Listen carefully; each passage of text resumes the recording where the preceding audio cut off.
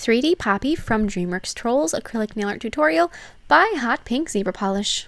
Hi guys, in today's video I'm going to be doing the Trolls character Poppy. So this is the first of 3 troll videos I'm going to be doing.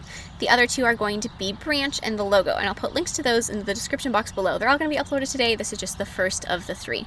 So I hope you like them, and don't forget to click subscribe to my future videos as well. So I'm going to begin with an overlay of white acrylic. Try to keep this on the thinner side just because I'm going to be doing 3 layers of acrylic in the background and then 3D on top of it. So if you don't keep your base layers thin, the whole thing is going to get thick.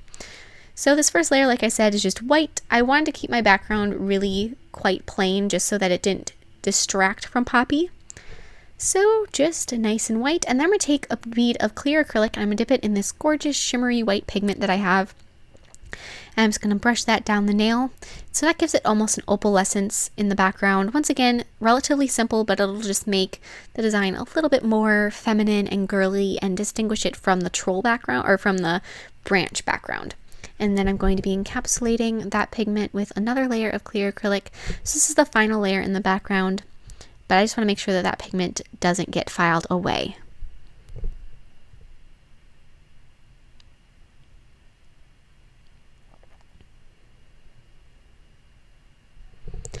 And so then I'm going to be taking and I'm just going to file it with my e-file and get rid of any bulk that might be there. Make sure the nail form is all right and the apex is perfect and all that good stuff. And then I'm going to apply a layer of gel sealer and cure it.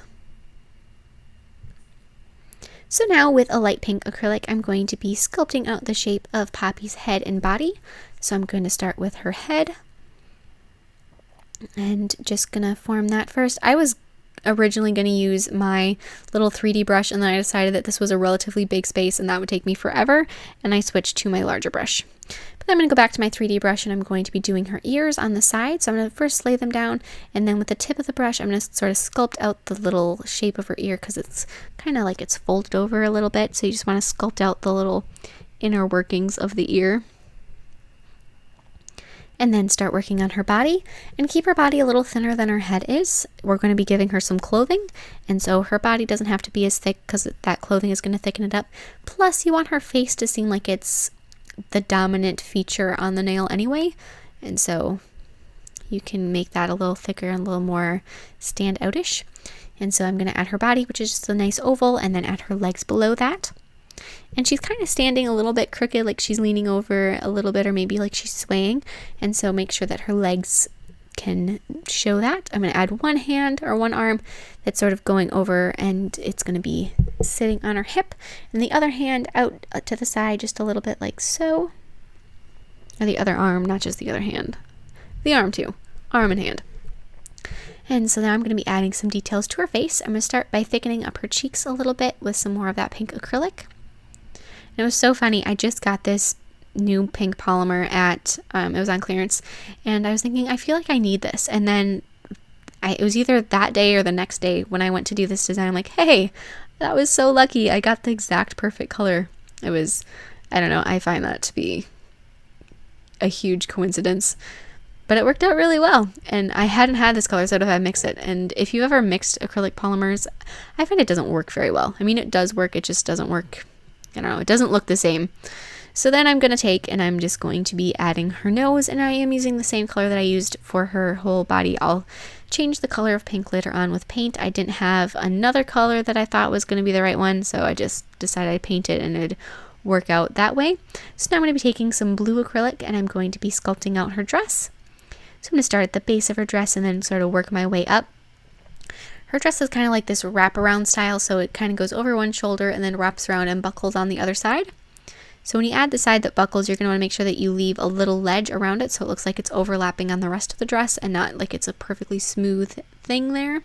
So I'm going to be adding some details with black, and I forgot to show some of the parts about where I added her eyebrows and her nose and added a little bit more pink on her cheeks with a darker, more magenta shade, which I apologize for, but I just painted over her nose and then I added her eyebrows. Nothing too crazy. If it was a step to miss, that was probably the best one.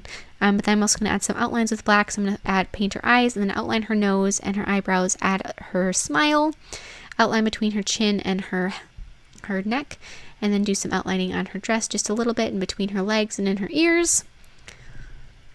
And then I'm going to fill in her eyes with white. And when you're doing those outlines, make sure that you dilute your black paint just a little bit so that it's a little thinner and easier to work with. Add some little white freckles on her cheeks. Add pink in her eyes for the color, and then a little black pupil. And so now with green paint, I'm going to brush that up her dress just to create a subtle gradient from the blue to the green. You could have also done this with acrylic originally. I think it's easier to paint it later, but we each have our own strengths. And then I'm going to be adding the little aqua pattern at the bottom. So I'm going to start with like a wave pattern, and then add 3 little petal shapes on the point of each of those waves. Now to glue on her hair, I'm using needle felting fiber, and there are other options, but at first I'm just going to tell you how I glued it. So I just put nail glue down and then I held it into place for a couple seconds. And the other options are you could cut fun fur off the material backing, or you could fray some yarn and also use that. And any of those things would work out. And I think needle felting fiber is easier just because it's ready to go. If you had yarn, you'd have to fray it, obviously, or what have you. So then I missed this step, but I took some white gel paint and I painted on nail form backing, and then I cured it, and I can peel it off and I can use this as her headband. So I'm going to glue it on one side by one ear and then wrap it around her hair and glue it on the other side. This is really going to help hold her hair in place so that it doesn't go flying. And so then just glue it down by the other ear after you trim it to the right length. And the reason we use gel paint is because that stays flexible. If you were to use acrylic, it's not going to stay flexible if you let it cure or if you let it set all the way. And then I'm going to take some just green paint. I'm going to paint her headband. If you have green gel paint, you don't have to do this step because obviously it's already green. Why bother? I don't, so I just had to paint it. So now I'm going to take a nail form backing once again, and I'm going to be putting down 3 little beads of blue acrylic, and I'm going to be poking my brush in 3 times to create a 3-petaled, 3 3-petaled flowers, just like so. Once they're set, you can take them off the nail form backing and glue them into place on her headband.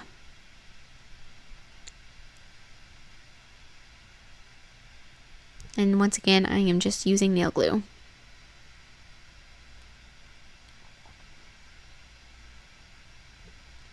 So now I'm going to be styling her hair, and I'm going to spray it down with some hairspray, rub that in, and then sort of give it that poofy shape at the base, and then it kind of tapers in a little bit and then poofs out again at the top.